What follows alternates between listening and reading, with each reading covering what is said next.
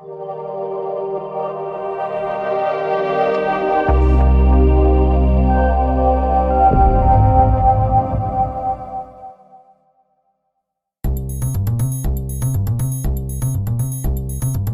first and most important component to your health is something that you probably do every single day. In fact, you probably do it more than once a day. Can you think about what that is? Food. How often do you eat? And what do you eat? And how conscious are you about what you're eating? Those are all really important factors when it comes to food. So I first want to talk about what is food and why is it important? Well, food is the fuel to your vehicle that you call your body. What you eat directly affects your health. What you eat directly affects the way you feel, the way you think, the way you show up in life, the way you look. What you eat and put into your body is a vital component to everything in your life. And so if you're eating non-foods, which I consider processed, artificial crap, you're gonna feel like crap. You're not gonna feel good. But if you're eating whole foods, fruits and vegetables, and we'll talk a bit more about other things that are in what's important to eat, we'll talk about all that. If you're incorporating those things, your body's going to be energized. You're going to be fueled for the day, fueled for life. So that's why you want to eat healthy and eat well, and why it's so important. It contributes to your health and wellness, or what you eat can contribute to disease and illness. And we don't want that. We've already determined that's why we're doing this program.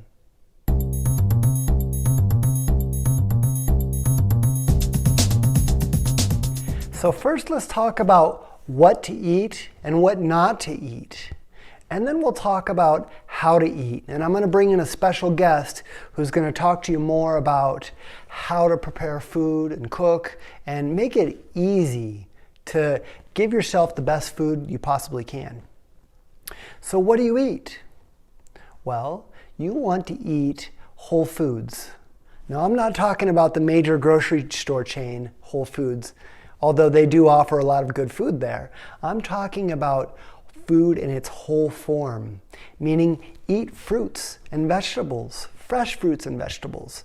If you can't get fresh fruits and vegetables, well, frozen can be good too. But eat things that nourish your body, that have a lot of nutrients. And you'll find in the resources tab a list of foods that you can eat, a good grocery shopping list, so that when you go to the store, you know what to pick up. And we'll also provide some recipes for you as well to make it easier. Now, vegetables should be like the main portion of your food and your meals. Fruits can be really good too.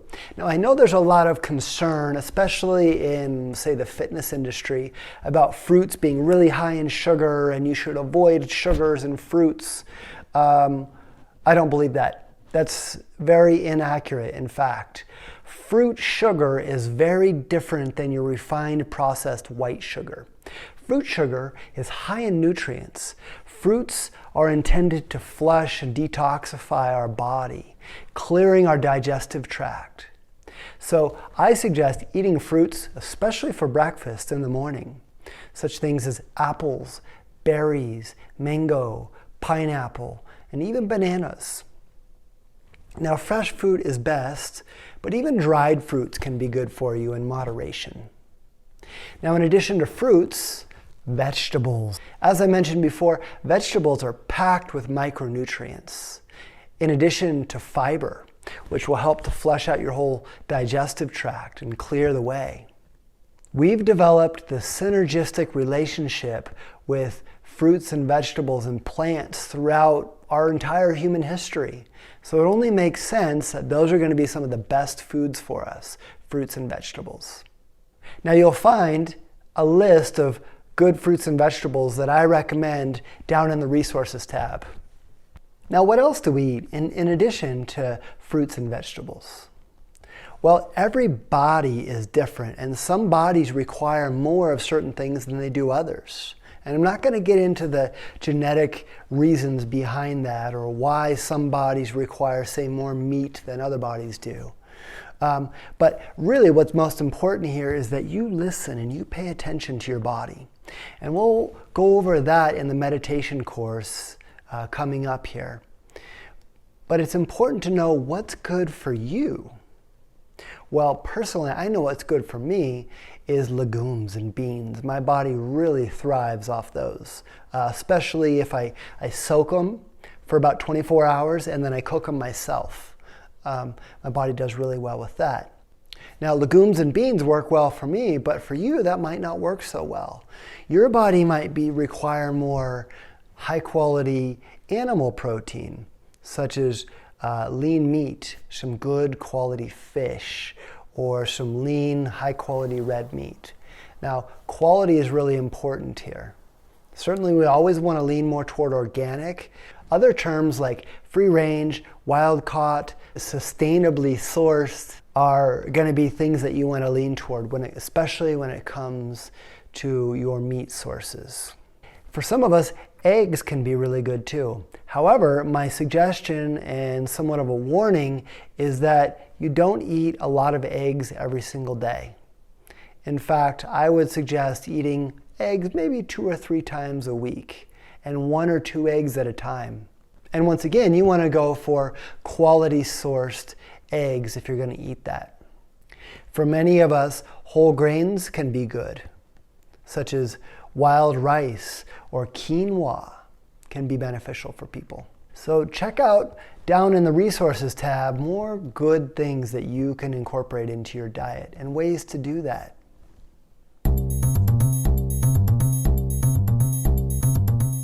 So we just talked a lot about what to eat, and contact me if you have more questions about incorporating good foods into your diet. Let's take a moment now to talk about what not to eat. And unfortunately, we live in a society where people can pretty much put anything into a food product and call it food. The FDA is not great at regulating the quality of content that goes into food products. Fortunately, though, everything is labeled on most food products. So what do you want to avoid? Well, you want to avoid a lot of processed foods. What does processed foods mean? Well, if you see anything in a package and it says artificial this on it, or flavoring, or food colors, or hydrogenated, or high fructose corn syrup, most likely everything else in there is going to be pretty highly processed. And I'm not saying that you should completely avoid those, because I understand. I love cookies too. I love to eat some processed things here and there, but I minimize it. And I don't do it every day, and I avoid stuff like that as often as I can. And I suggest that you do as well. Another thing we want to avoid and definitely limit are sugars. Things high in processed, refined sugars. Now, a great substitute for sugar is, as we mentioned before, fruit. Eat fruit and eat plenty of it. Fruit is amazing and very nourishing and healing for the body in many different ways. So what else do we want to limit in our diets? Well, I suggest that you limit red meat. You can have red meat a couple times a week in smaller quantities, but limit it. It can cause cardiovascular problems and other health conditions. Limit dairy. Now, I know there's some really excellent, fine, high-quality cheeses out there, and some of that's really good. But if you're drinking milk every day, several times a day, you're asking for trouble. Milk is a very phlegm-causing food and can create lung congestion, intestinal problems, and other health conditions. So limit your dairy intake. As I mentioned earlier, eggs can be a great source of protein, B12, and other nutrients. But at the same time, eggs can become a problem for many of us. So limit your egg intake to a few times a week. And one more thing that I encourage you to just avoid if you can in general, but definitely limit, is gluten. Now, there's a lot of talk out there about Gluten is a problem, gluten isn't a problem, but for many of us it really is a big problem. So limit your gluten. Now that brings up a really good point here.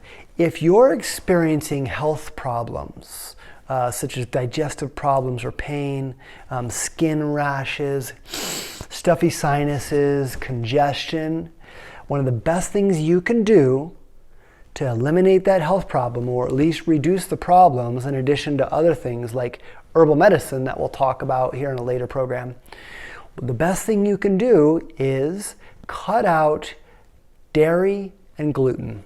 Those two things, in my clinical experience, I've found to be the biggest problems for people with their health and their overall well-being.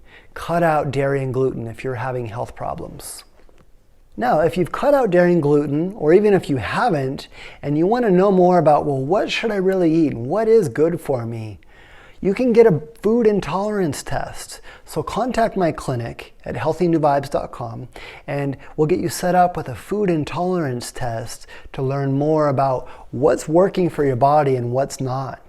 And then you and I can discuss the results of that food intolerance test. And the blood tests are very easy. You can do them at home. They're easy to do and relatively cheap.